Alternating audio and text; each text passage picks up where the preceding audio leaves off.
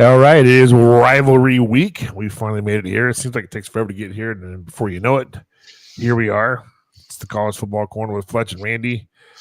Some very interesting things have happened already. A lot more to happen today.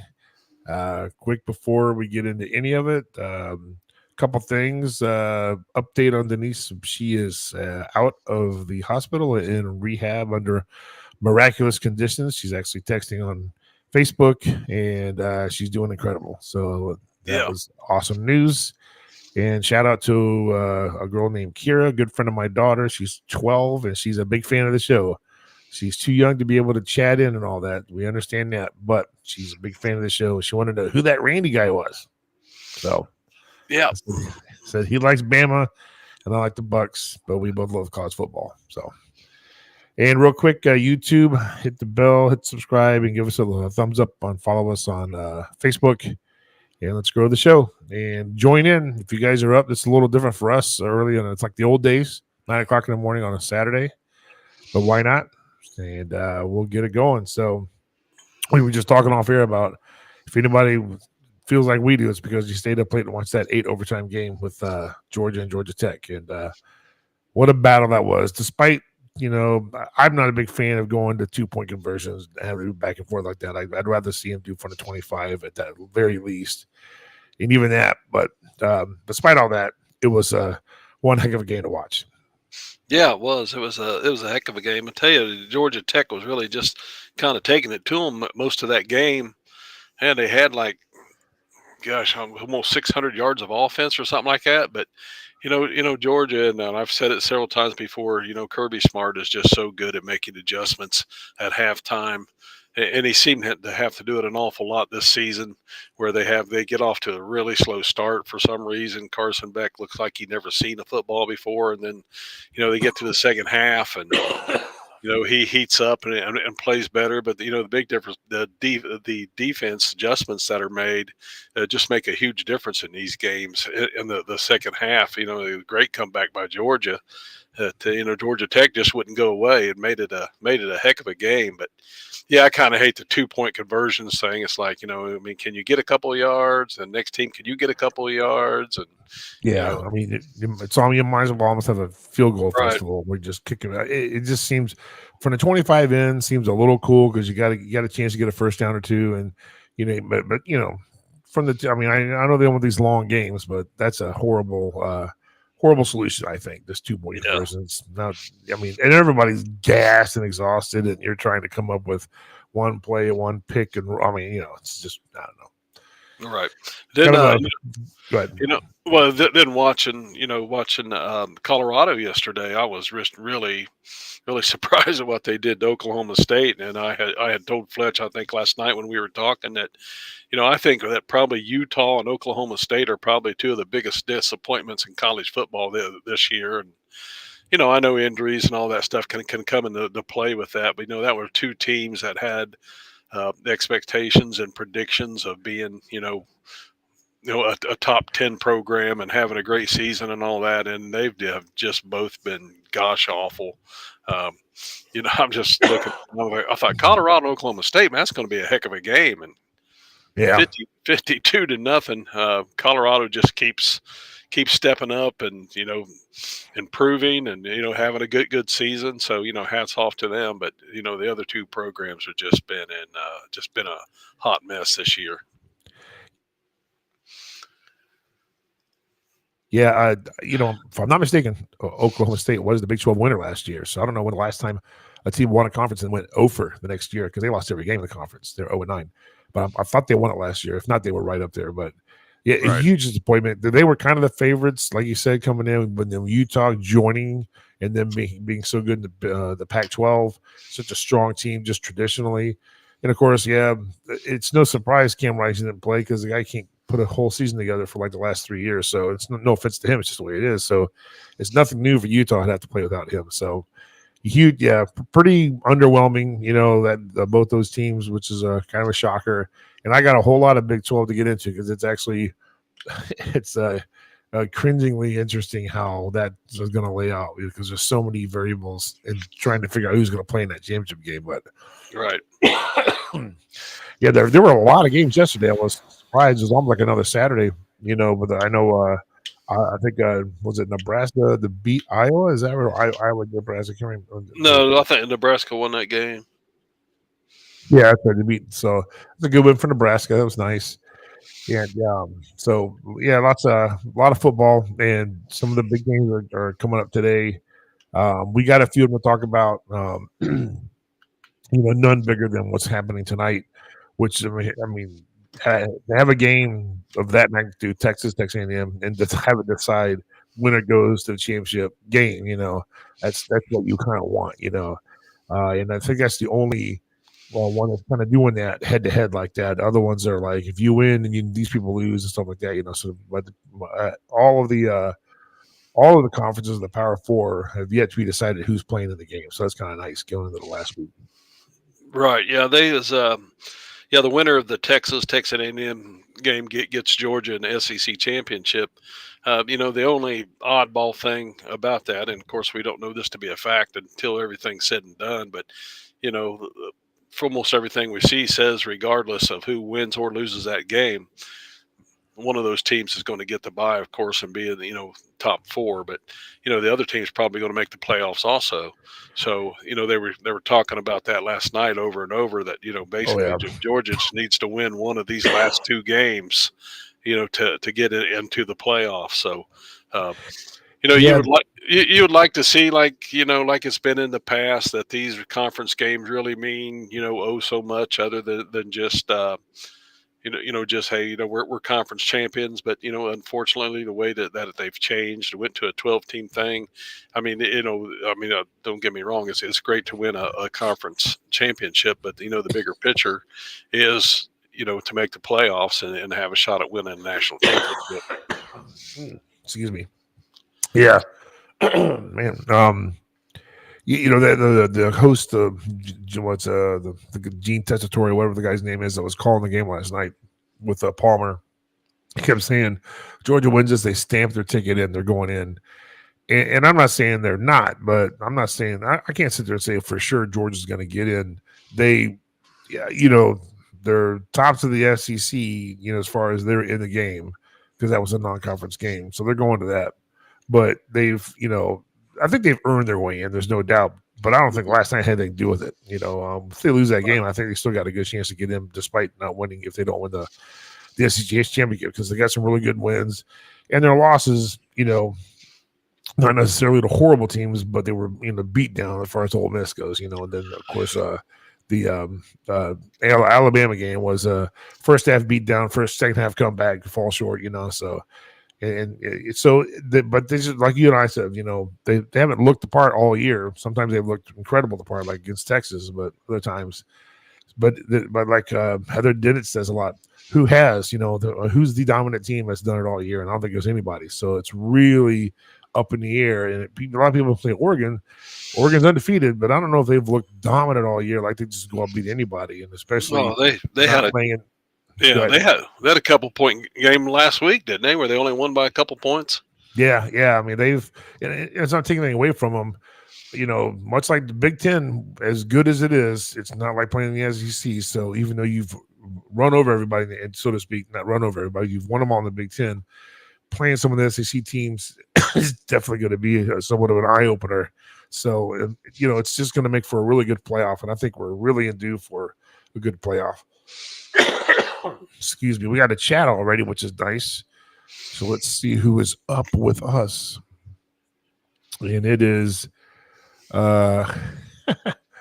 somebody is advertising that Dude Perfect is on ESPN later this morning. Kidder 96. I don't know who Kidder 96 is, but that's all right. But I think I did see that they're going to be on ESPN. Those Dude Perfect guys are pretty cool. Maybe we'll have them on the show sometime, but yeah, well, this is the upgraded version of Game Day. Yeah, Fletch and Randy College Football Corner. I'm coughing like crazy all of a sudden. So, without further, let's get into some of this talking points here. Get down here. I want to say this right here. this is the Iron Bowl. We know what the Iron Bowl is every year. And this year is probably one of the few years that it doesn't have any SEC championship implications on it and whatsoever. Usually there's one of the teams is gunning for it, but it certainly has the possibility of Alabama still getting in. I think they got to look good in this game. If not, they don't necessarily have to tear apart Auburn, but they can't look themselves bad, which they've had before, Right. but sometimes they're not. And then they need help. We know that. But there's plenty of help out there to be had. You just never know how things go. I mean, there's no chance. There's no chance of Alabama getting into the playoff thing. They're sitting there at 13 or whatever, but they have two absolutely horrible losses of the three losses that they have. Yeah. I can't. I personally, one of the biggest Alabama fans around. I can't see them getting in. And quite honestly, I don't think they deserve to get in. Losing to 5-loss Vandy, 5-loss Oklahoma. Just absolutely not prepared. I mean, they've done it to themselves at times. They've looked like, certainly a top 10 team, but then they have those two games where they didn't look like a top 25 team. So I think there's just too much in front of them now. They held their own destiny. They kind of let it get away from them. But, they did. Yeah, so I'd be shocked. But, the biggest thing for them now is the Iron Bowl. That's the biggest thing going in Alabama, and then certainly one of the biggest rivalries in the country, and it's always been regardless of record and what happens. This is usually always a great game. So, once again, I look forward to be another great game. Alabama is they're at home this year, so yeah, it'll be. It gives them a little bit of an edge. We've always talked about that home field advantage. So, but for Alabama, it's like, well, who's going to show up? Is this the team that beat Georgia? Is this the team that, beat Missouri? Is this the team that, that rolls, or is it the team that we've seen, a few times against Vandy, against Oklahoma? Oklahoma is probably the worst loss that they had, my opinion. But there's no doubt. And it seemed, the defensive guys, Kirby Smart's a great defensive guy, and they had that great comeback and absolutely shut Alabama down in the second half. And then, at Oklahoma, you have Brent Venables, a great defensive guy. And it seems like the thing is to shut off those corners, put a couple of spies on Jalen Monroe and make him throw the ball to beat you. And, you've got a good shot at beating Alabama. Yeah, I was pretty surprising against Oklahoma. The way that went down and how it went, especially with Oklahoma just seeming like they don't have anything this year at all. And that was surprising. But, it's one of those things where you're marking on the calendar and here they come. Let's put something together and let's try to make our season better by getting that one big win. And they certainly did that. So I don't disagree on the fact of I don't want to see a 3-loss team get in other than if it's a conference champion, which, A&M winning the conference championship game. If they win tonight and win the conference championship next week, that's pretty crazy because they're like 18th in the rankings or something. They're pretty far down there. They jump all the way up. Right. And I don't know if I necessarily want to see that either, but that's just, there's just so many ebb and flows when it comes to more deserving or more better team, and a lot of people can sit there and say, I think Alabama or whatever, just put in whatever team you want is a better team than so-and-so, but I don't like all that conjecture. I want to see it on the field and stuff. So the game's got to matter. There's no doubt. Right. So speaking of games are going to matter, I know there's some people that don't like Notre Dame or oh no, big Notre Dame fans. Oh, they're big Notre Dame fans. Okay. Oh yeah. Oh, hey, look, somebody I know finally comes in. Randy Perkins. He's saying Purdue beats Indiana today.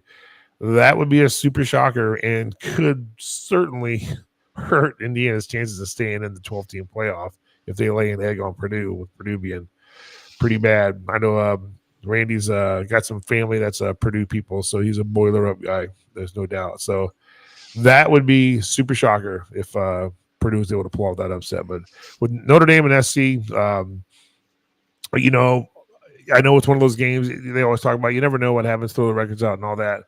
I would be shocked if Notre Dame doesn't win this game and win it convincingly fashion. I think they've been playing great football lately. And I don't see any reason why they're not. I know you go out, travel, whatever. I think Freeman's got the team looking really good, playing good.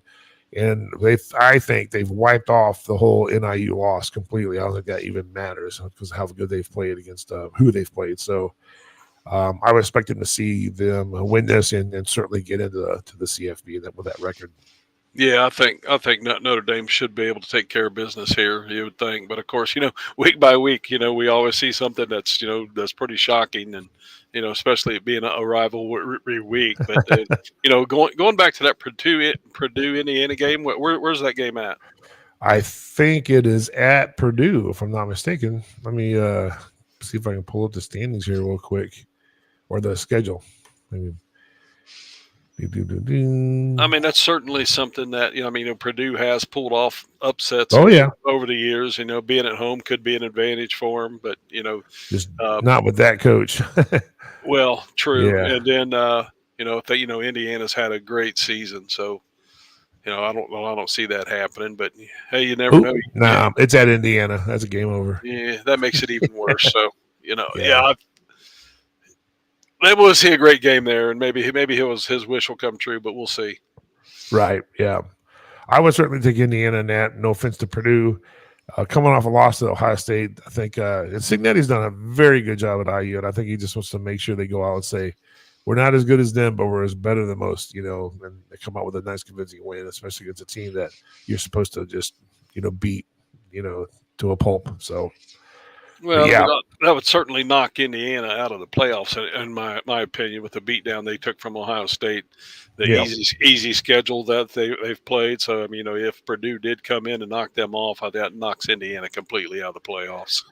And that's why they call them the spoiler makers, because it's like the spoiled team season. So that'll be interesting to kind of follow that game and see how it's going. If it's getting out of hand or if they're staying with them or even ahead of them. In the SEC, we've got Clemson and South Carolina. Clemson hasn't played a conference game the last 2 weeks because their conference was done. So they're sitting there. They're able to get in if they win and Miami loses, basically. SMU is undefeated. I think they're a lock. And if Miami wins, they'll have a head-to-head against Louisville over Clemson. So Clemson needs to win and then Miami to lose. If Miami wins, they're in. If Miami loses and Clemson loses, they're in.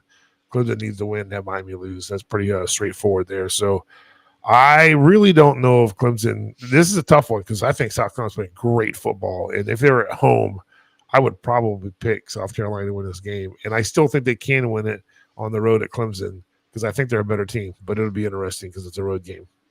Yeah, we've talked about South Carolina the last couple of weeks. That's been one of the most impressive teams I've seen as the season has gone on. I mean, they've played some great football. Their defense is outstanding, and I always thought, if they get a little offense going, which they have now, I think Clemson's going to have their hands full with South Carolina. So I'm actually going to take South Carolina to beat Clemson.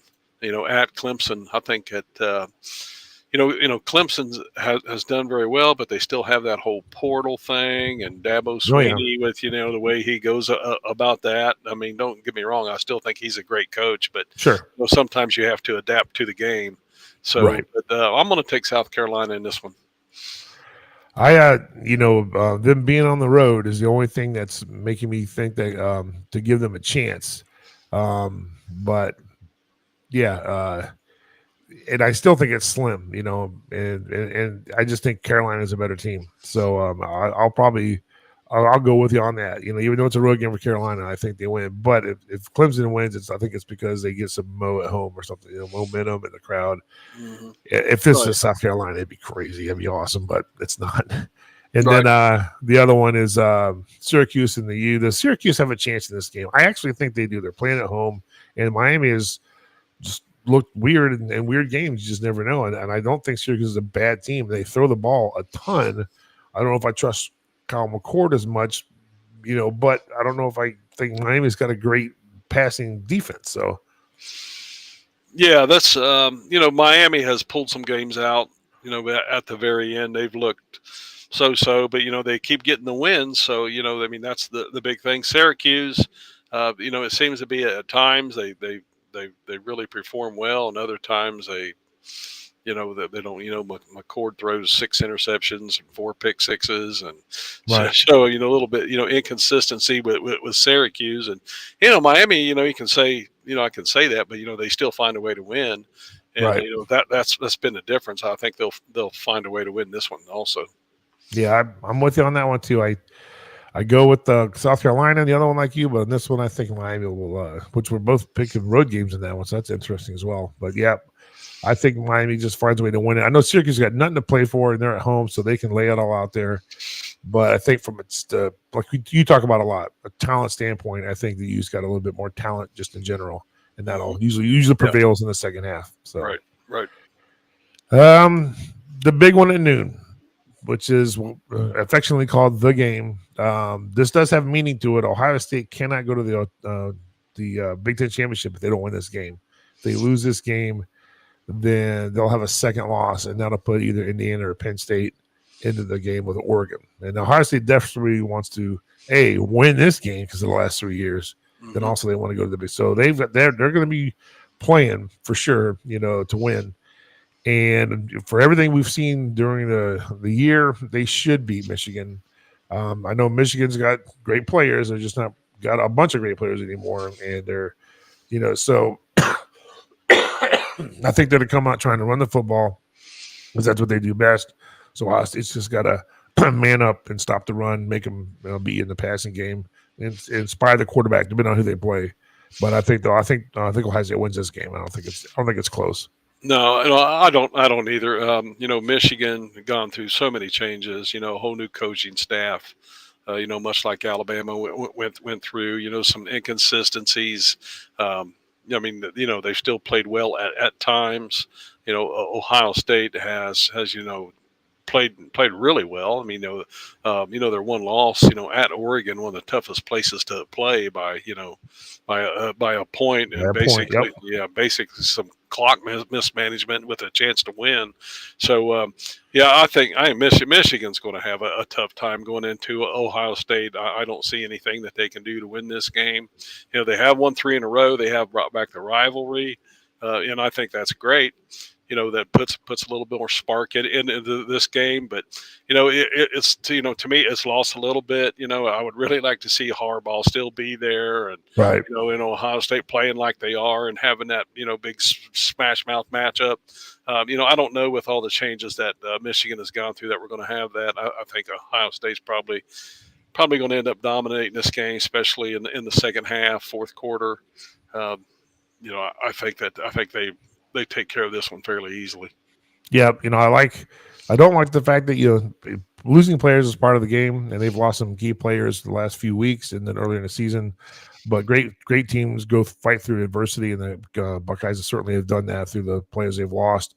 And the guys they've got in the portal, they're all have been showing up all year and showing up in big ways. And of course, last week I didn't know Caleb Downs even back there pulling punts down. Then he takes it to the house, so that was a shocker for me for sure. So we both got the Buckeyes in that one. The big game tonight, we got some chatter for this one individual. I think it is Randy. He's asking about an Alabama A&M player update. I don't know. Is that? That's the guy that passed away, wasn't it? Alabama A&M have a guy pass away from a head injury or something last week. Well, they did. Yeah. I'm not sure all the details on it.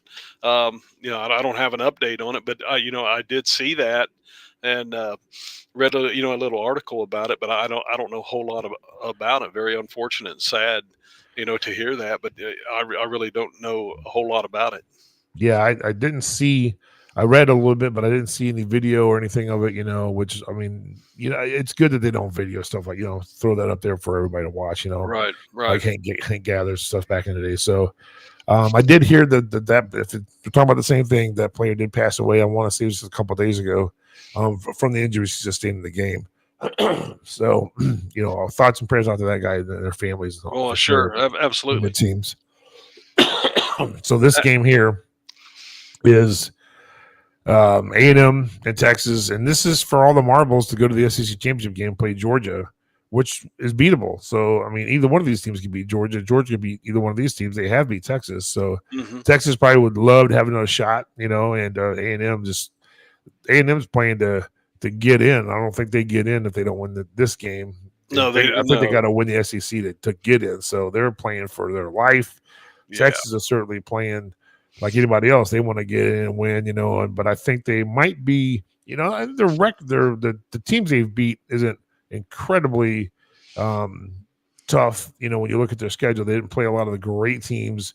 The one team great in the SEC they played, they lost, Georgia. But I think their resume will probably get them in, unless if they're boat raced by A&M in this game, that's going to hurt them big time, I think. Now, I'm not saying they won't get in, but I think they're going to won't be hosting the game or anything. You never know. So, right. Yeah, I would be, it'd be shocking if A&M was to boat race. I mean, win yeah. this game gives. This is probably really a battle. This whole game is probably be pretty close, going all the way to the end. Texas A&M's probably been a little more inconsistent than what Texas has been. Um, when A&M had the loss last week, I can remember who they played. Was it Florida? No, that was earlier in the year. No, that was good. But anyways, the big advantage for Texas A&M is being at home, a crazy Yeah. place to play. They'll have the crowd and all that in it. I mean, if Texas comes out and takes care of the ball and does their thing, which is the story for every game that we're going to see this weekend and have seen and going to see. Take care of the ball and take care of business. I think Texas probably a little more talented. Ewers has looked, really good at times. I can't say he's ever really looked bad. He had the injury early on and all that Yeah. stuff. I mean, he's played, you know, he's played much more consistent than say a Carson Beck has. Yep. So, I look for Texas to actually pull this one out. I think it would be a really tough win, a good win for them. But with Texas A&M being at home, Texas A&M defense, so I do look for a very close game. Yeah, if A&M pulls us out, and then by some chance they're able to beat Georgia, they get in. It definitely throws a wrench into a lot of the things that could happen, because they're a team that wouldn't be in unless they win the championship of their conference. So interesting there. Kyle Field at home at night, man. You just never know. But I'm going to go with Texas. It's one of I like Sark, and I think if there's any time you got to have your team ready to go, this is it. So this is a heck of a test. They go out and beat them on the road. That's a really big win for Texas, and I think they'll get it. So yeah, I think so. Like I said, Texas A&M, and their defense and being at home, that's a big advantage to them. But yeah, I really think Texas is probably a little better team, a little more talent. So yeah, that would still be an interesting game. I'll be watching that one for sure. Oh yeah, absolutely. I want to. Let's see here. I want to try to share.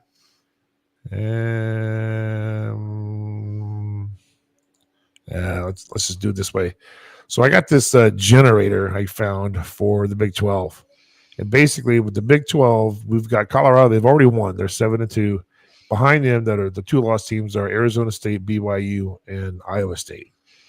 And so basically, I've done all the the who wins this, and basically, if Arizona State wins, they're the second team. They can't be, but that Colorado is not guaranteed to be in. If Arizona State and Iowa State both win, Colorado is not in the game. It's Right. Arizona State, so those are the teams that really control their destiny. But you can make a case, depending on wins and losses, for Kansas State getting in, and they're at 5-3, which is crazy. TCU, no matter how I slice it, they can't get in. I think it's because Colorado already won.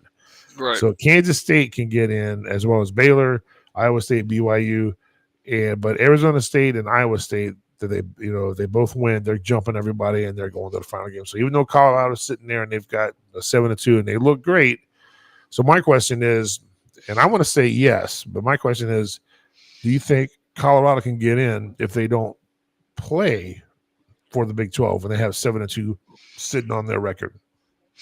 Well, I mean, it's quite possible. I mean, they have the eye test that they talk about. I mean, they have certainly they look really good. Yet last night being an example of that. And, then they've beat some teams that I've actually been quite impressed with some of the stuff that they've done. So from an eye test, looking at Colorado and the stars that they have, I could see the committee possibly putting them in.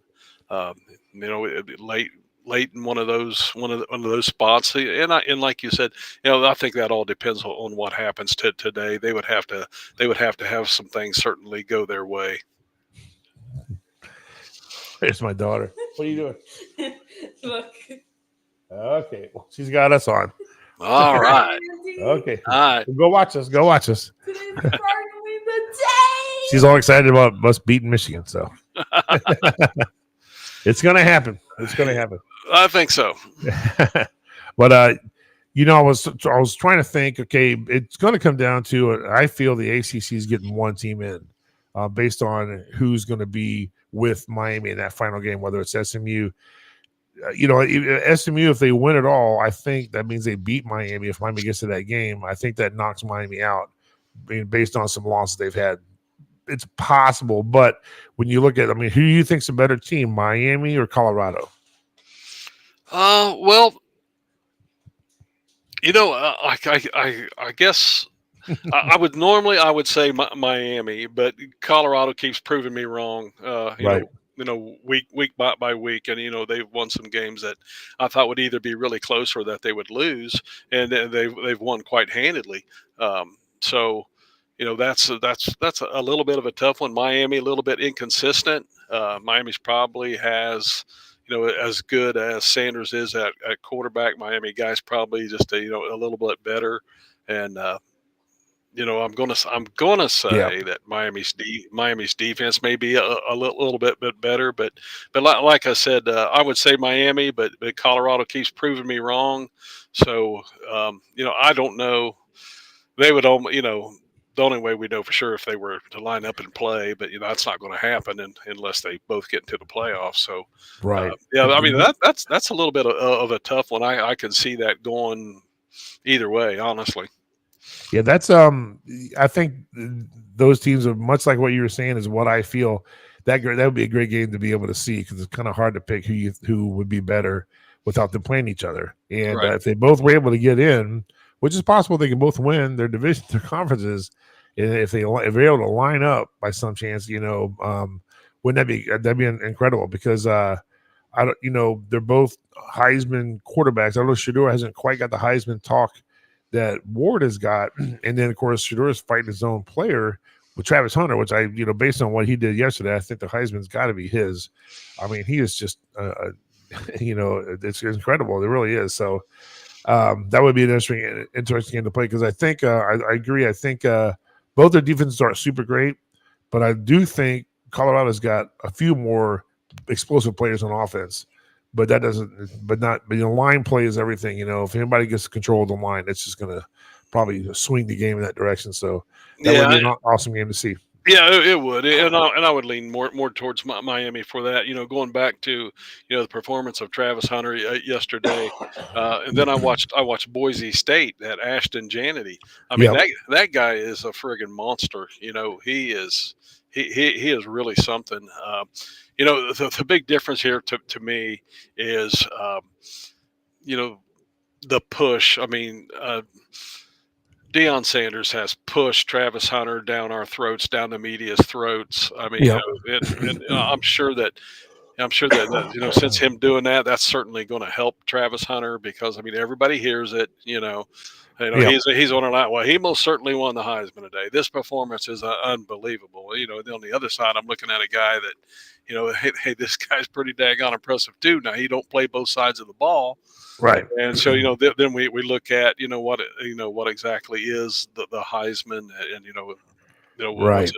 What's a take person. Well, it's the best player in the country.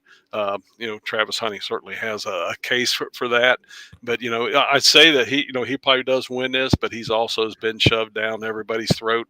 Oh yeah. Deion, and you don't see the coach from Boise State, shoving Janity down your throat. Oh, he's the Heisman winner. So, all the hype and everything with Travis Hunter, and like I said, people hear all that. The people that vote hear all that. So, he probably is the Heisman winner. And then, like I said, you look, well, he does play both sides of the ball, and does it pretty well. So, I would say so. But man, I was watching Boise State, and I'm like, man, just keep giving the guy the ball, and they did. Yeah, he's pretty amazing to watch. So, No, go ahead. I don't disagree, and I think if he was, 20 years ago, he probably is a Heisman serious candidate. Not that he's not now, but it just seems like running backs they don't deem as important as they have back in the day when teams aren't trying to power run. Even though I think that's a great way to win football games. So I think Janty's going to be a great pro.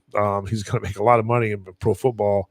Not as much as he would have if he had played 20-something years ago when teams were running the football a lot more, but he can't catch too. So he's adaptable. But I agree. The whole both ways playing just kind of now if you play both ways and you aren't any good, then it doesn't really matter. But right, he's made great plays on both sides of the ball, outstanding plays.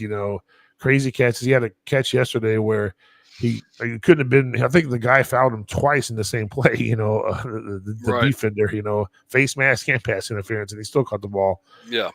He's a talent. There's no doubt. But it's just guys like you and I. It looks like it should mean more when a guy goes out there and runs the ball like Janty does. And but I don't know. I mean, I think he's going to win it.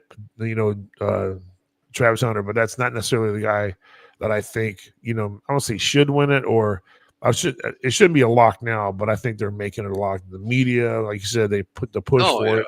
It's all there. And it is unfortunate, they don't want it to go to a power group of 5 team and all that, which I think is ridiculous. I mean, was it Marshall Faulk was a Heisman winner, if I'm not mistaken. He was to San Diego State or something, So it's been done before. So it shouldn't matter, but unfortunately, it just seems like it's all about the big time game that these days.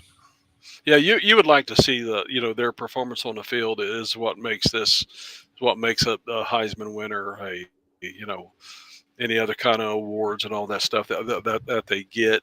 And like I was just saying a little bit earlier, my only issue is, he's certainly done it on the field. He certainly, has all the things that, you would need to have to be one of the, considered the best player in the country. Right. I just hate to have something shoved down my throat by somebody. And I really do. It's like, hey, you want to make a statement or something, that's fine. But it's week after week after week. It just kind of aggravates me. That's my take personally. But we both agree. He's probably the best player in the country. Yeah, absolutely. So, well, I think that's all I got for this week. You have anything else that you wanted to bring up at all, or? No, that pretty much covered Rivalry weekend, and it started yesterday. Some really good games going on. Some surprises by either blowout or the way the teams played. Like I said, man, Georgia Tech really played a great game yesterday. It was almost tough to see them lose that game the way that they played offensively. But I mean, Georgia just does not go away. So. That was an incredible game. Maybe we'll get to see some more of that. I would love to see, a fantastic finish with, Ohio State and Michigan. I don't think we're going to have that. We could very possibly have that with Texas and Texas A&M. Yeah. Possibly South Carolina and Clemson. So, certainly some great matchups today. It'd be a good day for college football. Yep. Miami and Syracuse. Those games matter. So those teams will be playing. Miami wants to win so they can get into their game, the championship. Right. Game. Same with Clemson. South Carolina wants to, when play spoiler. Another thing about the 3-loss teams, some people say if you start considering 3-loss teams, you got to consider South Carolina. And they ain't lying. They've played really good football. They just lost too many early on, but right. Nonetheless, good football today, and enjoy it. And I'm sure we'll be talking chatting during the day. And the big ones tonight, as far as A&M and Texas in that game, has a lot on stake for both teams. So that's just a game that should be a spectacle. At night, Kyle Field, fireworks, music, the whole thing. It should be a great game. And the winner gets Georgia. Congratulations. So. All righty, then we'll call it a show for today. Appreciate Randy Perkins and others joining in, and enjoy Dude Perfect if you're going to watch that, whoever you are. And we will catch you next week. We'll do at least one more show talking about the championships, and then maybe we'll probably follow this into the playoffs since it's brand new. You got 12 teams. Sounds kind of interesting. So. Well, certainly into until they make the matchups to who we're going to see in the playoffs. That should be a great show for us. So yeah, looking forward to all that. Yeah, absolutely. So, all right, enjoy the games, and we will see you guys next week.